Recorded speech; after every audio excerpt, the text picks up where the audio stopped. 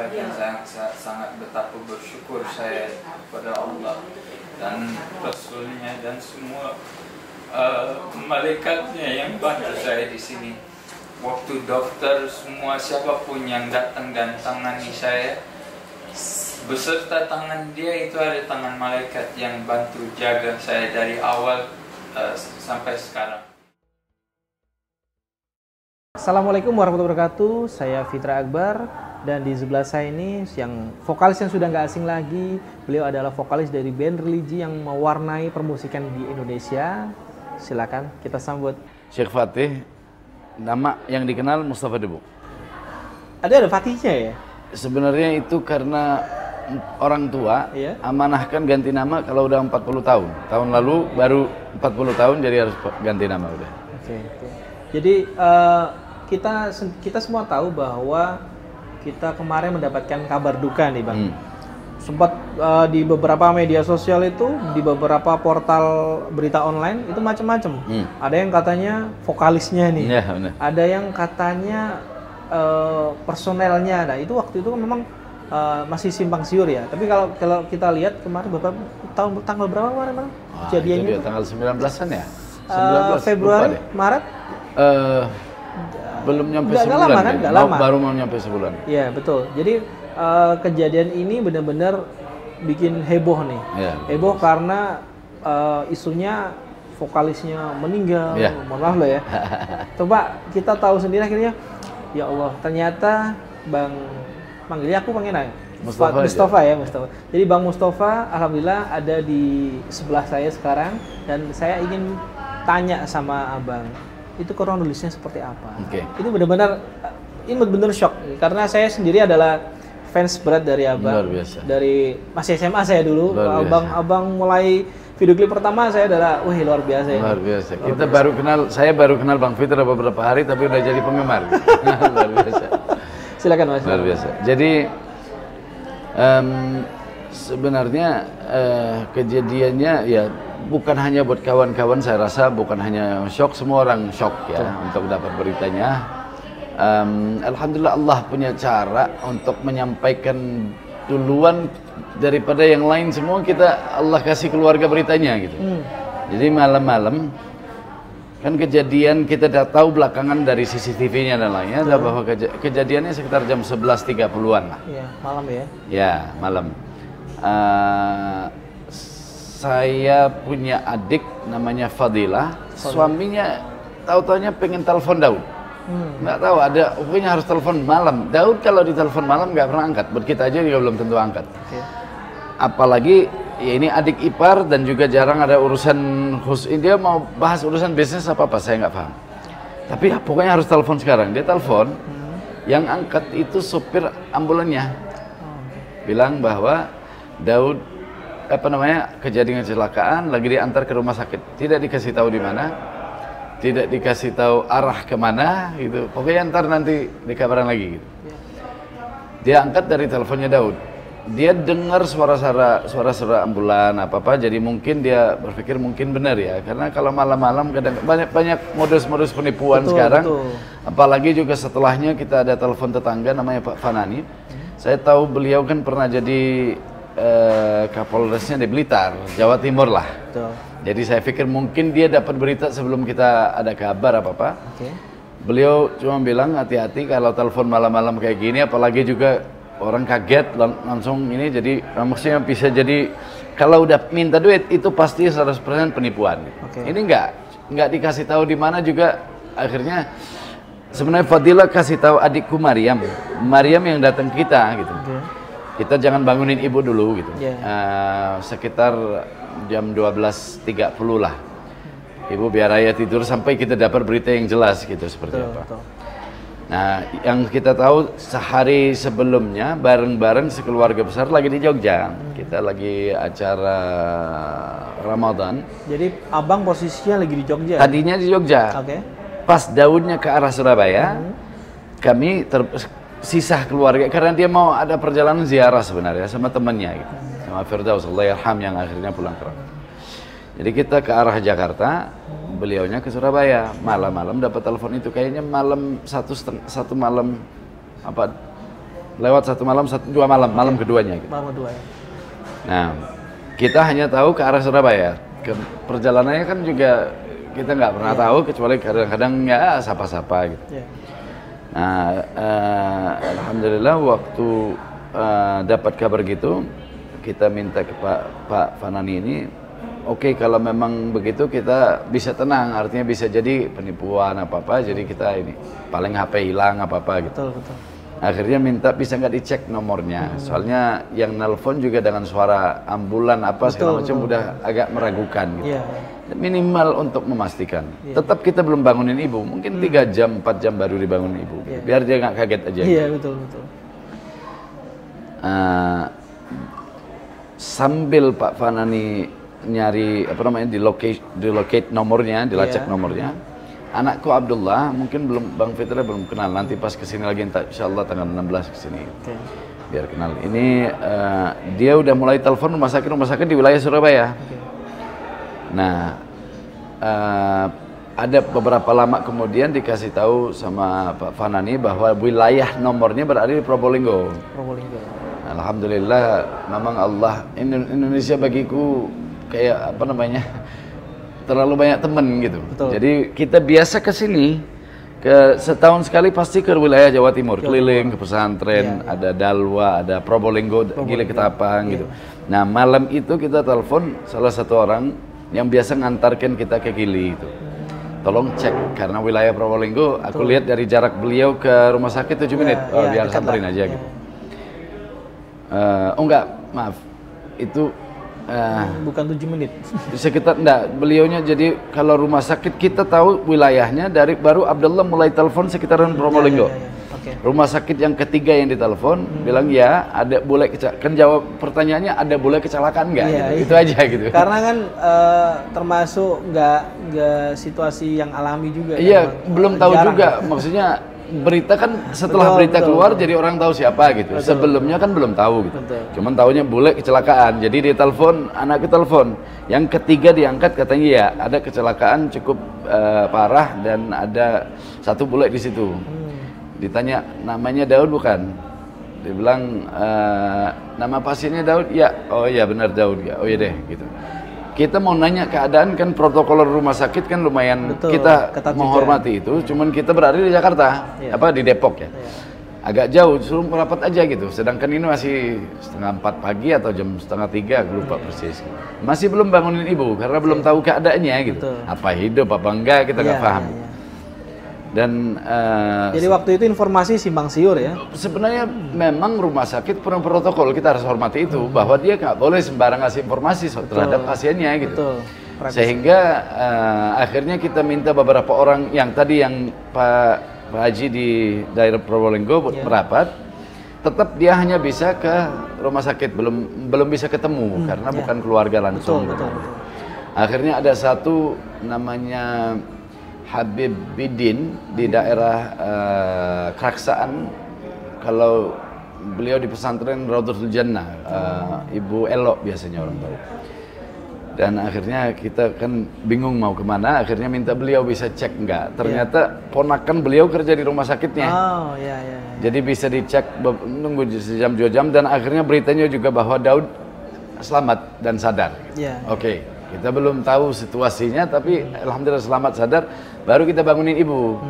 Tapi cara bangunin ibu juga bukan dengan hal biasa. Kita bangunin dengan selamat ulang tahun. Dia kaget lah, udah ulang tahun belum? biar bangunnya senang gitu. Senang dulu, Baru kita kasih tahu bahwa Daud mengalami kecelakaan, tapi minimal dia dalam keadaan sadar. Ini apa segala. Kita nggak beritahu dulu lah. Karena kita juga belum tahu gitu. Betul. Sehingga buat tenangin aja gitu. Tenang. Bangun dengan ulang tahun, dia bilang lah saya pikir masih lama gitu. Akhirnya setelah itu Abdullah yang tadinya anakku yang ada di Jogja, kita kan balik ke Jakarta, tapi anakku tinggal 2 hari ekstra di Jogja.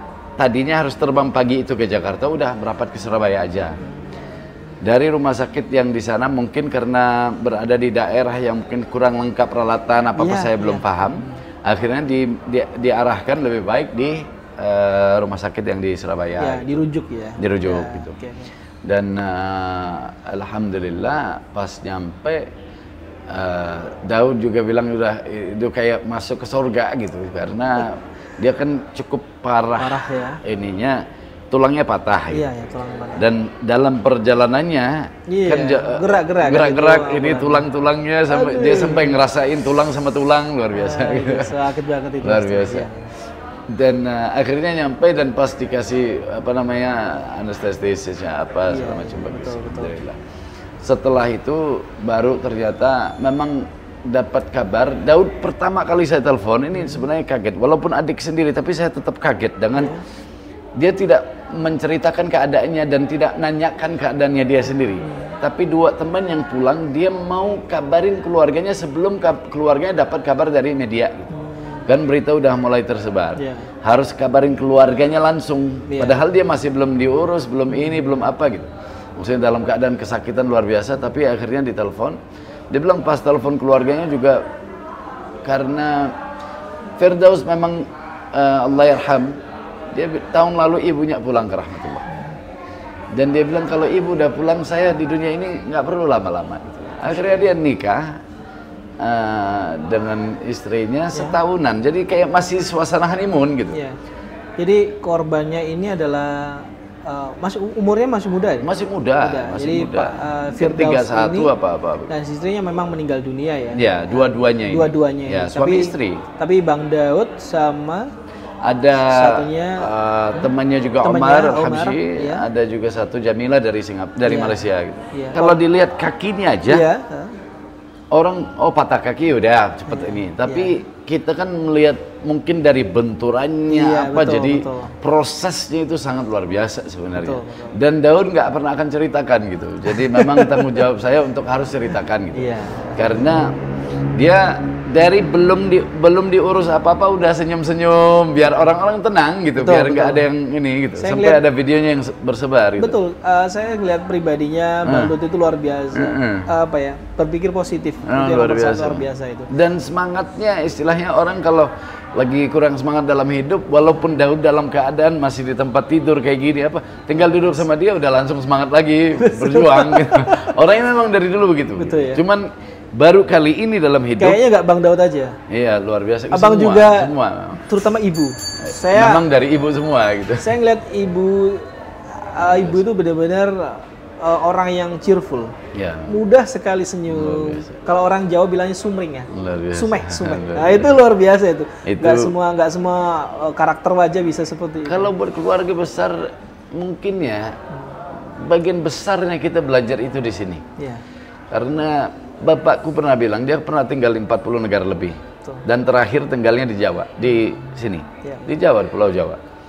Beliau menyampaikan bahwa dari seluruh negara yang pernah ditinggalin, yang paling banyak, paling ramahnya, paling banyak senyumnya ya orang sini gitu. Jadi dia paling suka memang di sini ya. Kalau mungkin pemandangan ada tempat-tempat yang bisa menyaingi. Tapi kalau secara ramah kulturnya nggak ada yang melebihi Indonesia gitu. Luar biasa. Jadi kita belajar di sini banyak itu gitu ya. Bang Daud berarti mengalami beberapa kali operasi ya, di rumah sakit. Dan juga kalau saya ngelihat itu memang ini treatmentnya akan lama. Ya mungkin berbulan-bulan ya. Mulai dari operasinya, kemudian sampai ke perawatan yang lain. Benar.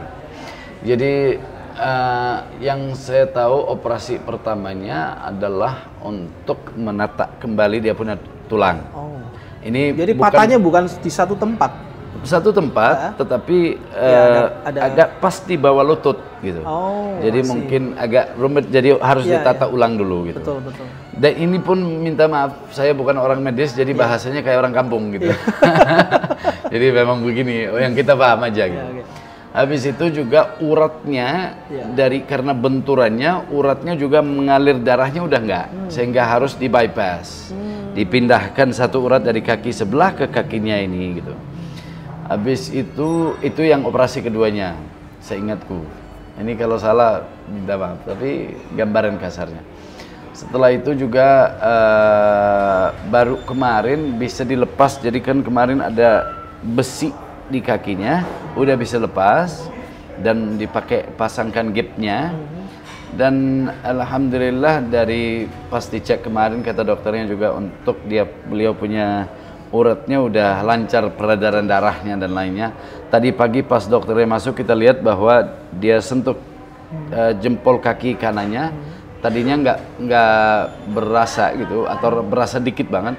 Kalau sekarang udah bahagia, maksudnya udah berasa gitu, luar biasa. Jadi memang operasi kaki itu memang saya tahu sendiri ya. Ayah saya, almarhum ayah saya itu mengalami luka karena diabetes dan bahkan sampai jempolnya amputasi, dan memang itu bukan operasi yang gampang. Jadi benar-benar operasi besar karena melibatkan beberapa dokter. Jadi saya paham sekali bahwa pastinya perawatannya dari Bang Daud ini juga nggak dikit. Ya, gitu. lumayan. Otomatis banyak gitu ya.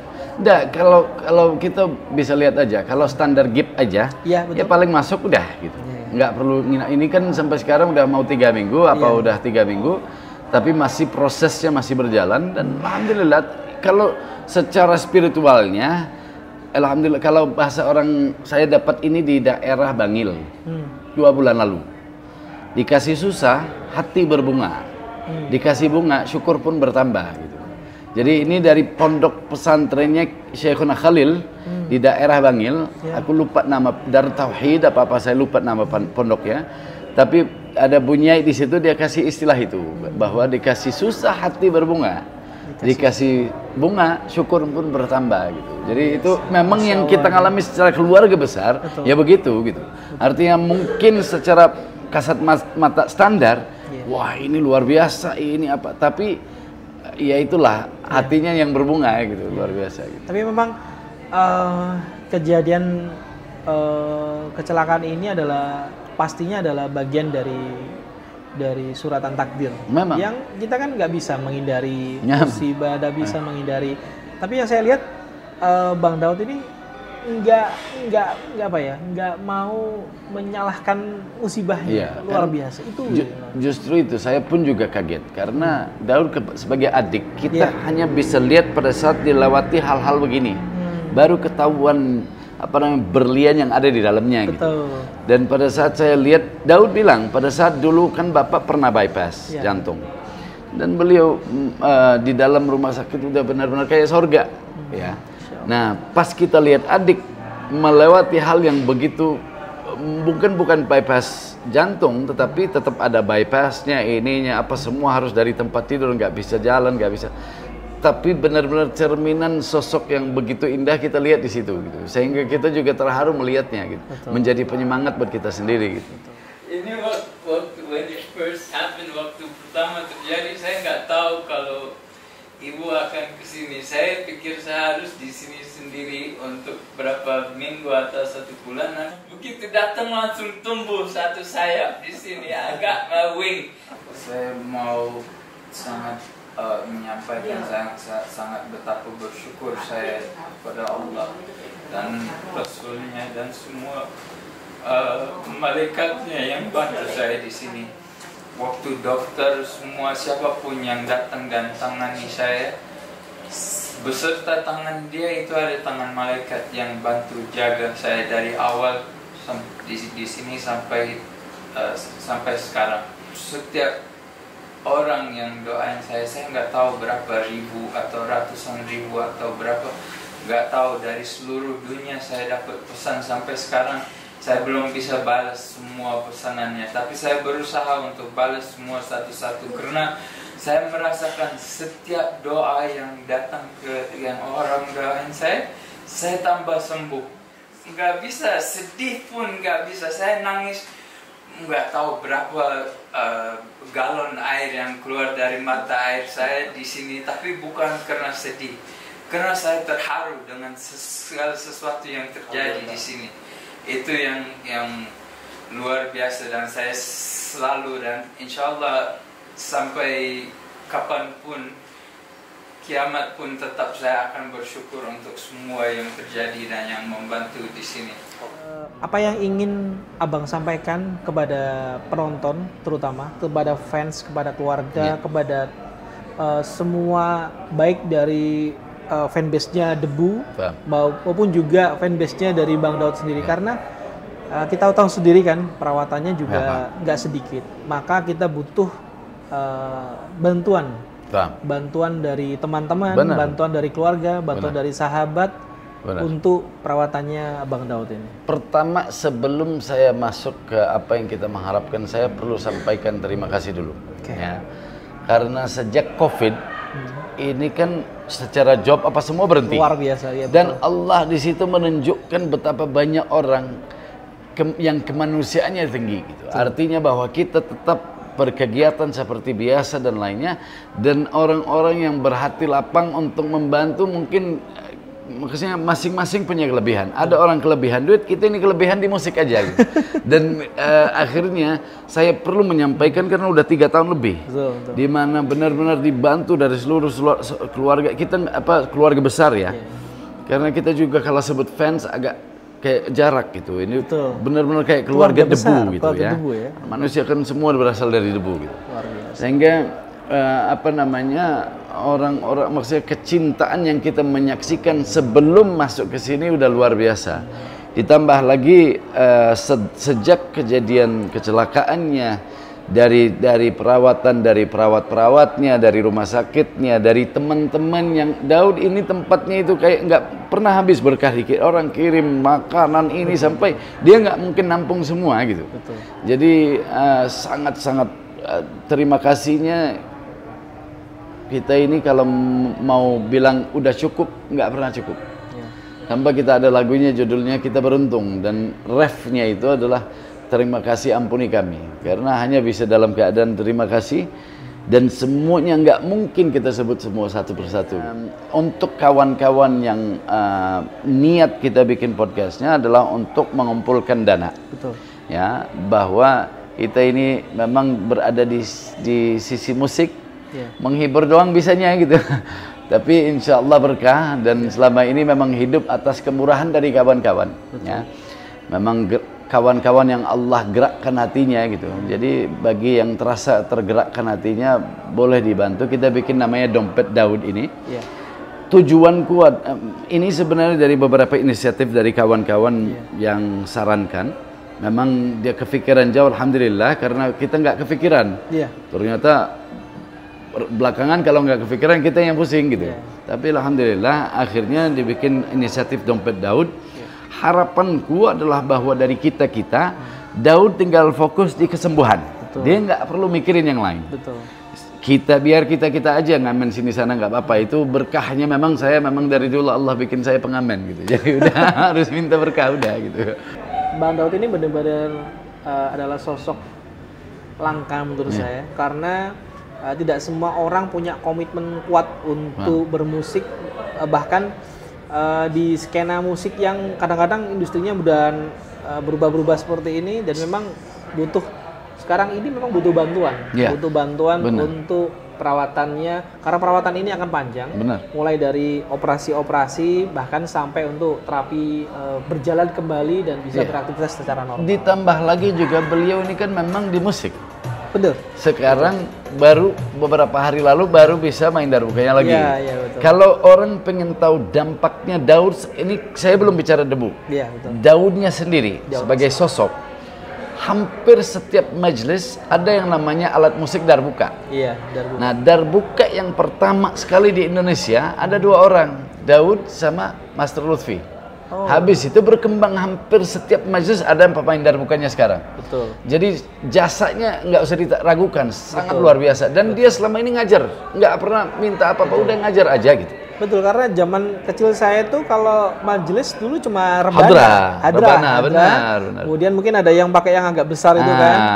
Kemudian akhirnya muncul, menurut saya darbuka ini memberikan warna baru di semua skena majelis selawat. Dan hanya di Indonesia itu melalui majelis. Kalau di luar itu belly dance. Kalau bahasanya Master Lutfi, kalau darbuka masuk Indonesia, masuk Islam gitu ya. Karena di sini melalui majelis dan salawat dia berkembang. Sangat luar biasa. Dan itu walaupun dia tidak berjasa secara langsung, tapi mereka membuat komunitasnya sampai sekarang 48 kota se-Indonesia ada kegiatan terus-menerus apa segala macam. Bahkan saya lihat ada komunitas khusus darbuka justru itu. 48 cabang se-Indonesia. Sangat luar biasa gitu. Dan itu terlepas daripada debunya, dalam arti kegiatan debu itu satu hal, tapi itu menjadi perjuangan mereka sendiri yang sangat luar biasa, sangat luar biasa. Makanya juga buat kawan-kawan yang merasa terpanggil, ya silahkan. Ini tujuannya memang untuk agar supaya Daud bisa udah dia fokus ke kesembuhan, dia pokoknya nggak perlu mikirin apa-apa, biar kita yang pusing, intinya begitu. Jadi kita juga siapkan ya Bang ya, nomor rekening yang nanti akan kita masukkan di sini. Siap. Jadi nomor rekening ini yang nanti akan menjadi media untuk menyembuhkan. Ya, saya juga mau nyampaikan karena fans komunitas Daud mungkin bukan orang yang banyak duit. Betul. Tapi saya kasih gambaran duit dikit. Betul. 10.000 kesannya dikit. Iya. Tapi komunitasnya Daud ribuan orang. Ribuan. 5.000 aja udah bisa ketutupan semua. Ini saya kasih gambaran biar orang jangan merasa, oh saya cuma bisa 10.000, jangan kayak gitu. Mulai dari yang dikit aja, tapi kekuatannya insya Allah luar biasa. Insya Allah. Jadi semua donasi akan menjadikan alat untuk bisa membuat Bang Daud bisa beraktivitas normal. Beraktivitas dan minimal selama kesembuhannya dia nggak perlu mikirin apa-apa, udah dia bisa asik-asik aja. Kita siapkan nomor rekening di mana kita bisa berdonasi semampunya, ya, bukan tidak mau besar atau yang kecil penting itu berkahnya. Yang penting berkah dan ikhlas. Ikhlasnya. Gitu. Kan gini, bukan masalah nilai duit banyak dikit. Kalau duit yang banyak dikeluarin tapi nggak ikhlas, percuma juga gitu. Mendingan yang dikit tapi yang ikhlas. Insya Allah di situ bisa ketutupan semua. Gitu. Luar biasa. Ya, luar biasa.